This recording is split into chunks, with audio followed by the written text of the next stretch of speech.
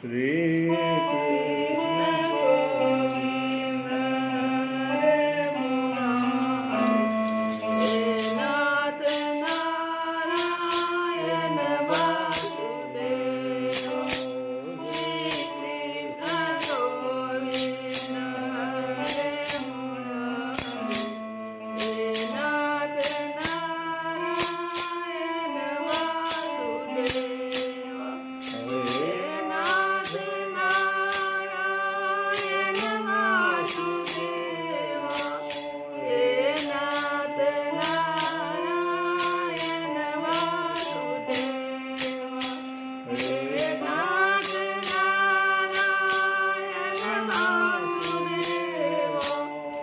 हे नाथ नारायण वासुदेव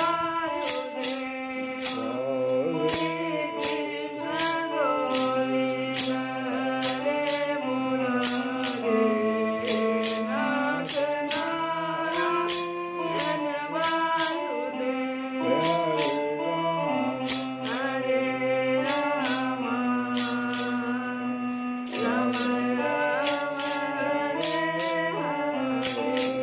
वासुदेव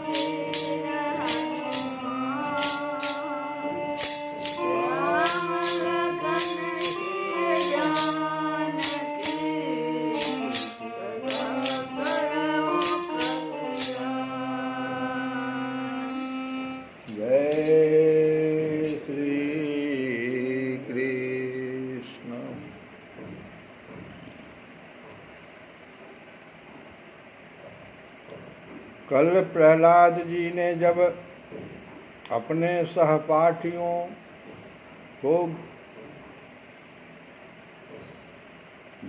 उपदेश दे दिया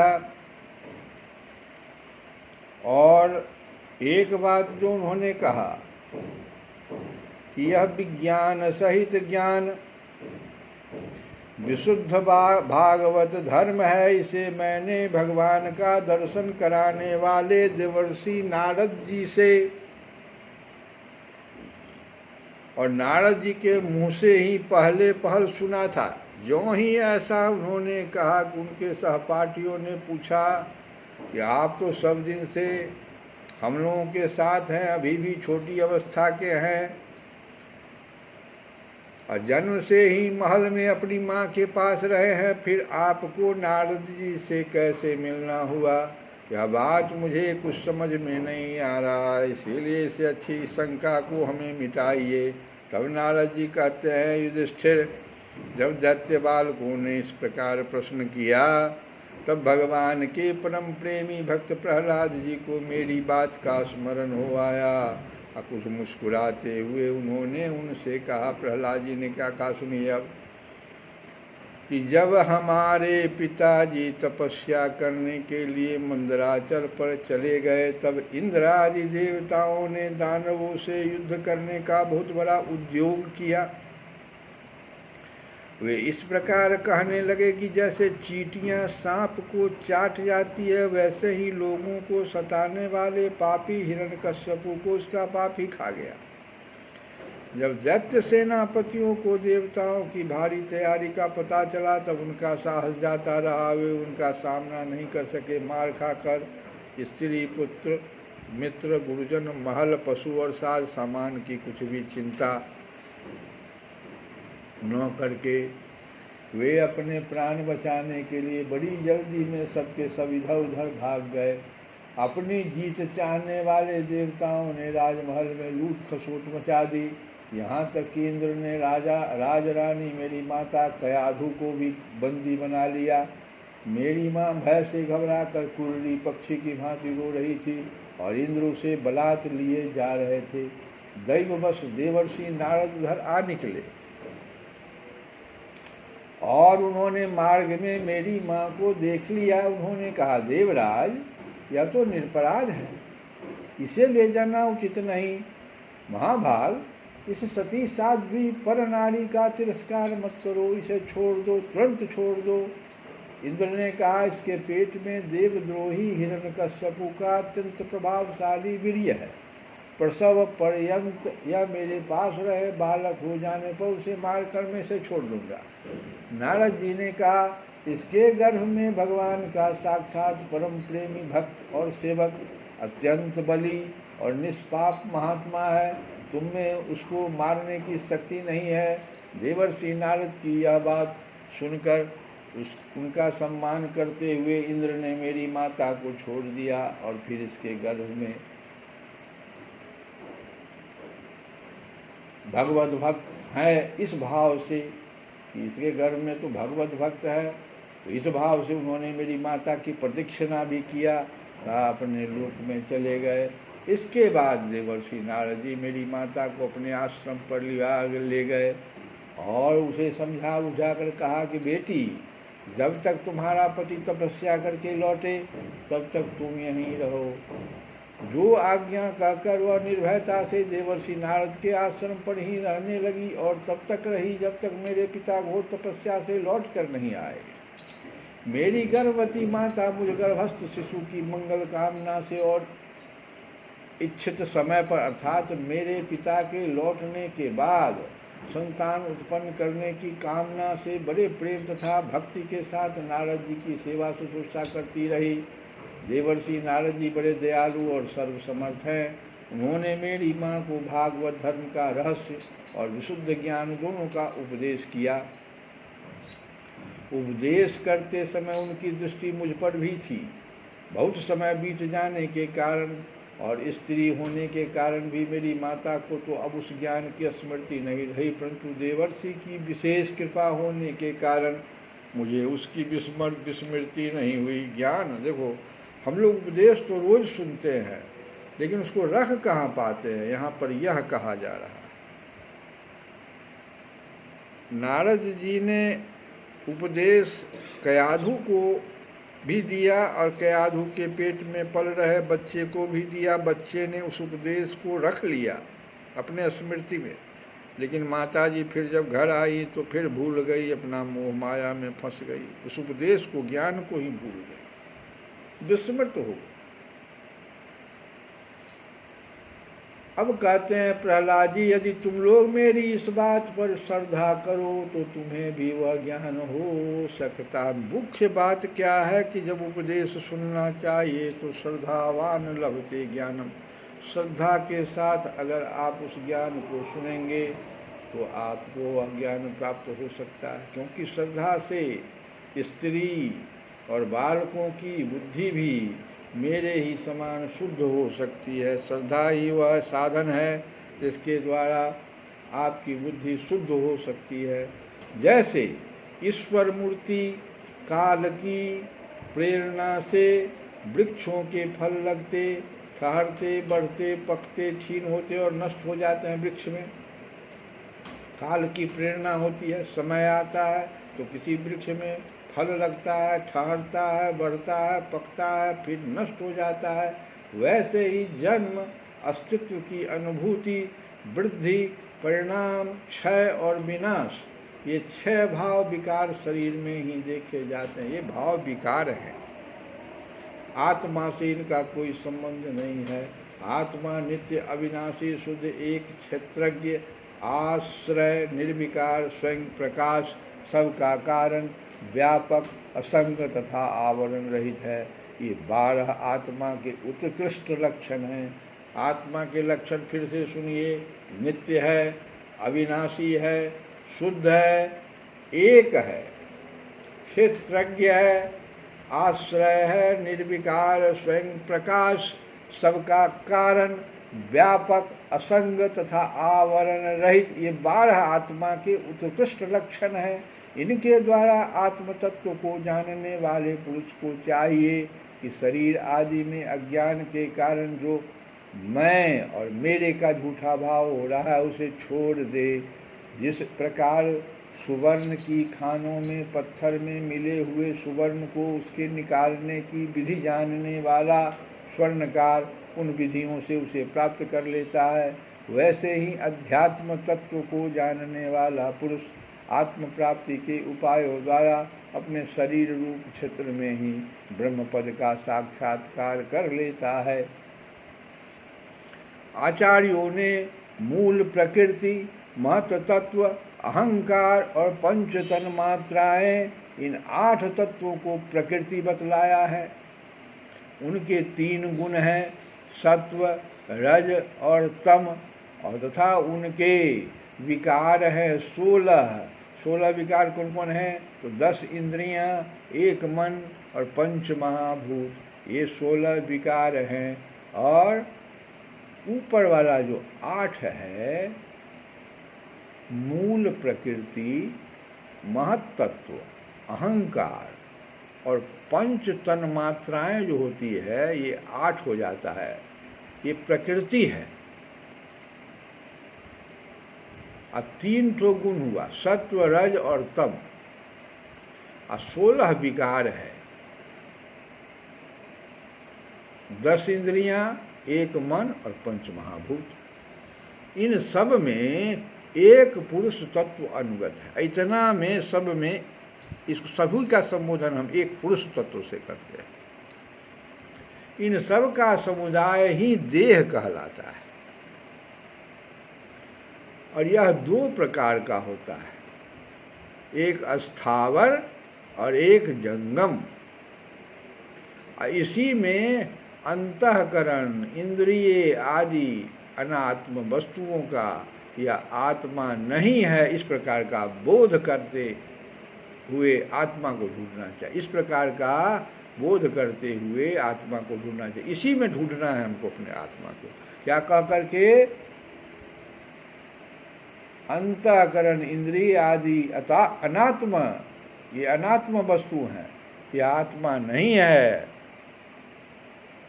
जब हम नहीं कहेंगे तब न जो है वो दिखाई पड़ेगा। जो नहीं है उसी को सत्य मान करके हम लोग उस पर चल रहे हैं, तो हमको सत्य का दर्शन कभी नहीं होगा, आत्मा का दर्शन कभी नहीं होगा। हम हमेशा असत्य की ओर जाते हैं, जो नित्य नहीं है। आत्मा का पहला लक्षण है नित्य। और जो नित्य नहीं है, हमेशा जिसका कि विनाश हो रहा है, उसको हम लोग सत्य मान रहे हैं और उससे संबंधित सभी चीज़ों को, संबंध को भी सत्य मानते हैं। यहीं से गलती हो रही। प्रहलाद जी यही तो कह रहे हैं कि आत्मा को तब ढूंढना चाहिए कि यह आत्मा नहीं है, आत्मा सब में अनुगत है, परंतु है वह सबसे पृथक है, तो उसी में अनुगत है, सब में, लेकिन पृथक है।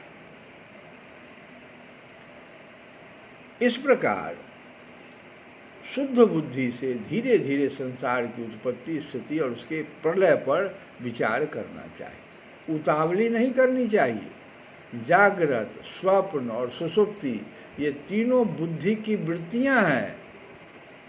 ये बुद्धि की वृत्ति है। कभी बुद्धि जागृत रहेगा, कभी ये स्वप्नवत हो जाएगा, कभी सुषुप्ति में चला जाएगा। इन वृत्तियों का जिसके द्वारा अनुभव होता है, अब कैसे हम समझेंगे कि हमारा बुद्धि अभी किस अवस्था में है? जिस चीज़ से अनुभव हो जाता है यह चीज़, जैसे हम स्वप्न देखे, के हमको कहता है कि रात में स्वप्न देखे, जिससे इसका अनुभव होता है वही सबसे अतीत, सबका साक्षी परमात्मा है। वो परमात्मा बताता रहता है कि आज रात में स्वप्न आया था, लेकिन हम उनको भुला देते। वो सबका साक्षी है। वो साक्षी होकर के ही न देख रहे थे कि ये अभी तो स्वप्न देख रहा है। जब हम पूछने का भाव भीतर से करते हैं कि क्या हुआ था, तो स्वप्न तो देखे थे, उसके बाद बहुत देर याद करते हैं क्या देखे थे, तो सब कुछ याद आ जाता है। साक्षी है परमात्मा। जैसे गंध से उसके आश्रय वायु का ज्ञान होता है। कोई वायु आ रहा है गंध लेकर के, सुगंध लेकर के, तो हमको समझ में आ जाता है इधर से आ रहा है, इधर ही वो सुगंध का स्रोत है। वैसे ही बुद्धि की इन कर्मजन्य एवं बदलने वाली तीनों अवस्थाओं के द्वारा इनमें साक्षी रूप से अनुगत आत्मा को जाने। गुणों और कर्मों के कारण होने वाला जन्म मृत्यु का यह चक्र आत्मा को शरीर और प्रकृति से पृथक न करने के कारण ही है। यह ज्ञान मूलक एवं मिथ्या है, फिर भी स्वप्न के समान जीव को इसकी प्रतीति हो रही है। इसीलिए तुम लोगों को सबसे पहले इन गुणों के अनुसार होने वाले कर्मों का बीज ही नष्ट कर देना चाहिए। इससे बुद्धि वृत्तियों का प्रवाह निवृत्त हो जाता है। इसी को दूसरे शब्दों में योग या परमात्मा से मिलन कहते हैं। यूँ तो इन त्रिगुणात्मक कर्मों की जड़ उखाड़ फेंकने के लिए अथवा बुद्धि वृत्तियों का प्रवाह बंद कर देने के लिए सहस्त्रों साधन हैं। बहुत सारे गुरु हैं, बहुत तरह का मार्ग बताएंगे, सहस्त्रों साधन हैं, परंतु जिस उपाय से और जैसे सर्वशक्तिमान भगवान में स्वाभाविक निष्काम प्रेम हो जाए वही उपाय सर्वश्रेष्ठ है। जिस उपाय से जो सर्वशक्तिमान भगवान हैं उनमें स्वाभाविक निष्काम प्रेम हो जाए, स्वाभाविक निष्काम, वही उपाय सर्वश्रेष्ठ है। यह बात स्वयं भगवान ने कही है।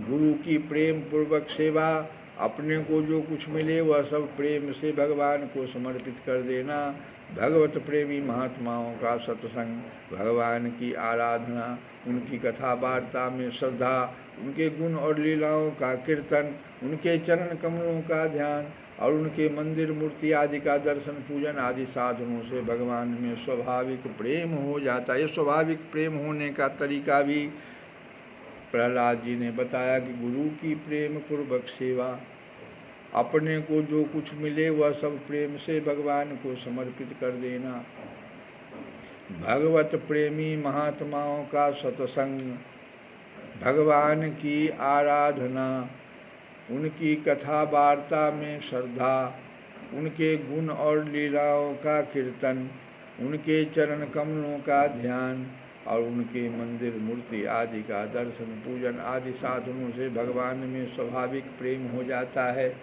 और यही स्वाभाविक प्रेम, निष्काम प्रेम, ये क्या करता है? ये क्या करता है? जड़ से उखाड़ देता है।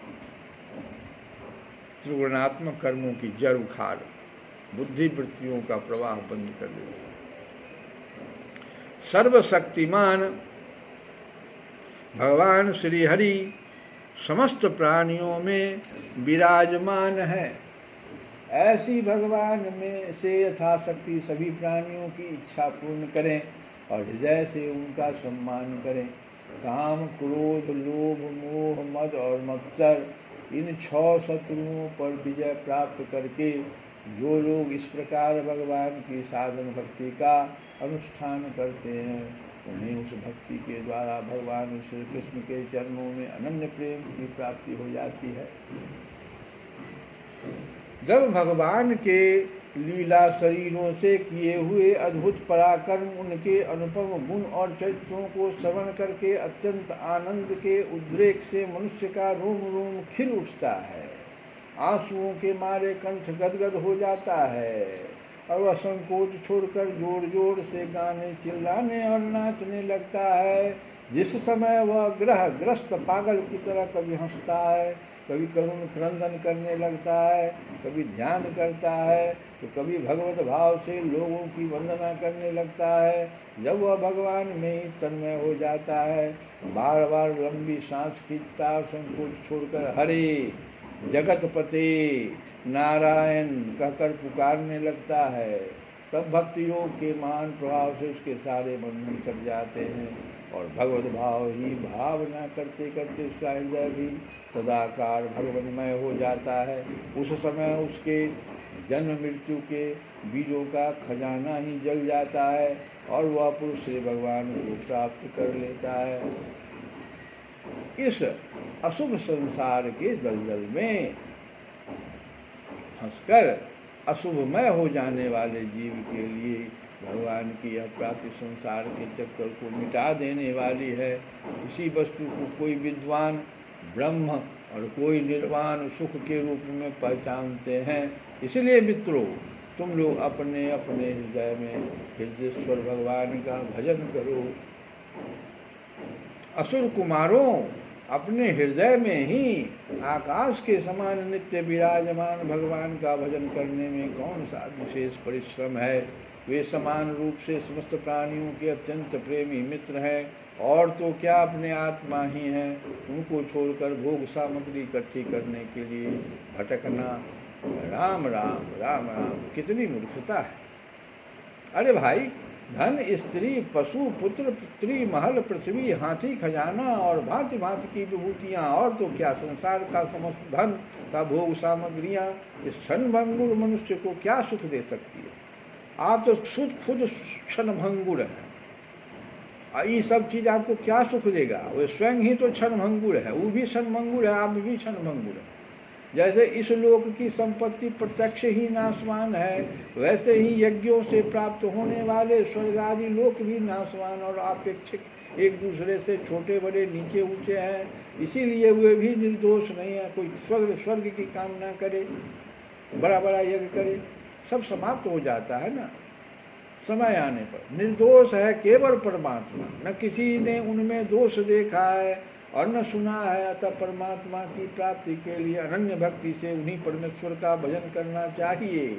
इसके सिवा अपने को बड़ा विद्वान मानने वाला पुरुष इस लोक में जिस उद्देश्य से बार बार बहुत से कर्म करता है, उस उद्देश्य की प्राप्ति तो दूर रही, उल्टा उसे उसके विपरीत ही फल मिलता है और निसंदेह मिलता है। निसंदेह मिलता ही है, एकदम मिलेगा। कर्म में प्रवृत्त होने के दो ही उद्देश्य होते हैं, सुख पाना और दुख से छूटना। परंतु जो पहले कामना न होने के कारण सुख में निमग्न रहता था, उसे ही अब कामना के कारण यहाँ सर्वदा दुख ही भोगना पड़ता है। मनुष्य इस लोक में सकाम कर्मों के द्वारा जिस शरीर के लिए भोग प्राप्त करना चाहता है, वह शरीर ही पराया सियार कुत्तों का भोजन और नाशवान है। कभी वह मिल जाता है तो कभी बिछुड़ जाता है। जब शरीर की ही यह दशा है तब इससे अलग रहने वाले पुत्र, स्त्री, महल, धन, संपत्ति, राज्य, खजाने, हाथी, घोड़े, मंत्री, नौकर, चाकर, गुरुजन और दूसरे अपने कहलाने वालों की तो बात ही क्या है। ये तुच्छ विषय शरीर के साथ ही नष्ट हो जाते हैं। जब मृत्यु हो जाती है तो कौन पुत्र, कौन नौकर, कौन चाकर, कौन स्त्री, महल, ये तो जान पड़ते हैं, जान तो पड़ते हैं पुरुषार्थ के समान, परंतु हैं वास्तव में अनर्थ रूप। जितने भी हैं ये अनर्थ रूप हैं। आत्मा स्वयं ही अनंत आनंद का महान समुद्र है, उसके लिए इन वस्तुओं की क्या आवश्यकता है। भाइयों, तनिक विचार करो। और जो जीव गर्भाधान से लेकर मृत्यु पर्यंत सभी अवस्थाओं में अपने कर्मों के अधीन होकर क्लेश ही क्लेश भोगता है, उसका इस संसार में स्वार्थ ही क्या है। यह जीव सूक्ष्म शरीर को ही अपना आत्मा मानकर उसके द्वारा अनेकों प्रकार के कर्म करता है और कर्मों के कारण ही फिर शरीर ग्रहण करता है। इस प्रकार कर्म से शरीर और शरीर से कर्म की परंपरा चल पड़ती है और ऐसा होता है अविवेक के कारण। इसीलिए निष्काम भाव से निष्क्रिय आत्मस्वरूप भगवान श्री हरि को भजन करना चाहिए। अर्थ, धर्म और काम सब उन्हीं के आश्रित हैं, बिना उनकी इच्छा के नहीं मिल सकते। भगवान श्री हरि समस्त प्राणियों के ईश्वर, आत्मा और परम प्रियतम हैं। वे अपने ही बनाए हुए पंचभूत और सूक्ष्मभूत आदि के द्वारा निर्मित शरीर में जीव के नाम से कहे जाते हैं। देवता, दैत्य, मनुष्य, यक्ष अथवा गंधर्व कोई भी क्यों न हो, जब भगवान के चरण कमलों का सेवन करता है वो हमारे ही समान कल्याण का भाजन होता है। दैत्य बालकों, भगवान को प्रसन्न करने के लिए ब्राह्मण, देवता या ऋषि होना, सदाचार और विविध ज्ञानों से संपन्न होना तथा दान, तप, यज्ञ, शारीरिक और मानसिक शौच और बड़े बड़े व्रतों का अनुष्ठान, ये सब पर्याप्त नहीं है। आप ब्राह्मण हो गए इसका तो भगवान प्रसन्न हो जाएंगे, ऐसा नहीं। देवता हो गए, ऋषि हो गए, कुछ भी, सदाचारी हो गए, विविध ज्ञानों से संपन्न हो गए, दान, तप, यज्ञ, शारीरिक और मानसिक शौच और बड़े बड़े व्रत का अनुष्ठान किया, ये सब पर्याप्त नहीं है। प्रहलाद जी कह रहे हैं भगवान केवल निष्काम प्रेम भक्ति से ही प्रसन्न होते हैं और सब तो विडंबना मात्र है। इसीलिए दानव बंधुओं, समस्त प्राणियों को अपने समान ही समझकर सर्वत्र विराजमान सर्वात्मा सर्वशक्तिमान भगवान की भक्ति करो। भगवान की भक्ति के प्रभाव से दैत्य, यक्ष, राक्षस, स्त्रियां, शूद्र, गोपालक, अहीर, पक्षी, मृग और बहुत से पापी जीव भी भगवत धाम को प्राप्त हो गए हैं।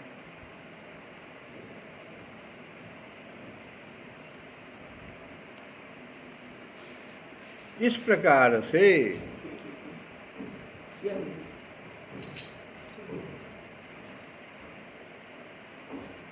इस संसार में या मनुष्य शरीर में जीव का सबसे बड़ा स्वार्थ अर्थात एकमात्र परमार्थ इतना ही है कि वह भगवान श्री कृष्ण की अनन्य भक्ति प्राप्त करे। श्री राम जय राम जय जय राम, श्री राम जय राम जय जय राम, श्री राम जय राम जय जय राम, श्री राम जय राम जय जय राम, श्री राम जय राम जय जय राम। अब हम लोग एक भजन सुने और बड़ा अच्छा भजन है।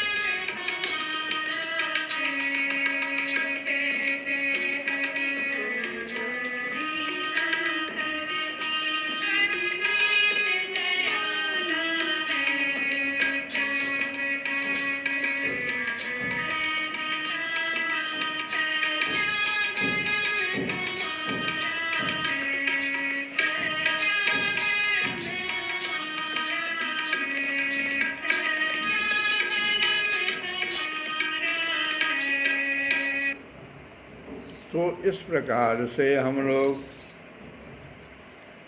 इस भक्ति भाव को सुने और उस भक्ति का स्वरूप भी सर्वदा सर्वत्र सब वस्तु में भगवान का दर्शन करें। श्री कृष्ण गोविंद हरे मुरारे।